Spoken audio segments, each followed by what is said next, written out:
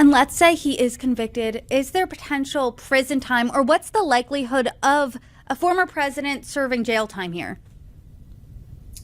It is a possibility.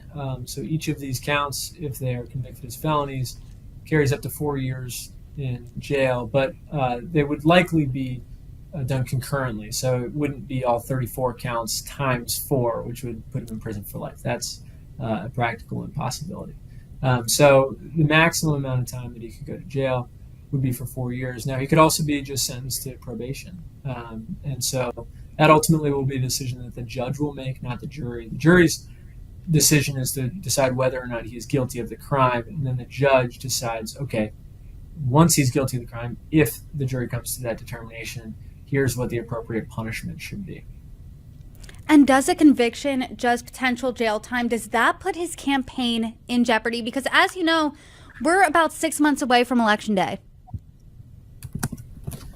Yeah, I mean, it certainly does. He's going to have an appeal. There's no question about that. If he were to lose, he would definitely appeal. And the appeal would likely take a long amount of time, and so probably would not be done by the time of the election. So he's going to be able to continue campaigning. He's already made the courthouse and the courtroom sort of one of his most frequently visited campaign stops, and you can expect that if he has to continue to return to court for any reason, that he'll use it to make a political show of it. So I don't think you won't expect to see him get off the trail, nor will he likely be sitting in jail on the time that the election is held. He's been facing a mountain of legal challenges since he announced he was running for election for president in 2024. Do you see this impacting voters' opinions of him at all?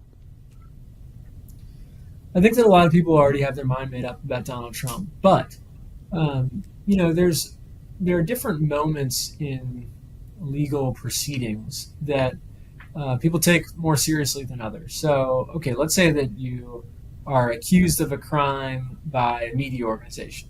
A lot of people are going to say, oh, well, that's just noise. Now, suddenly if that becomes an indictment, then wait a second, this is more serious.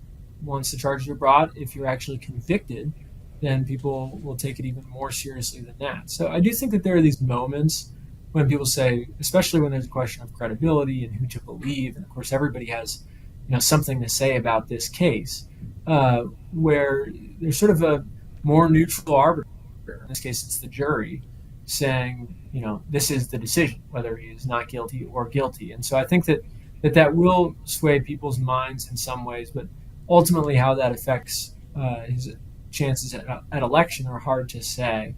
But remember, this is going to be a close election almost regardless of what happens between now and then.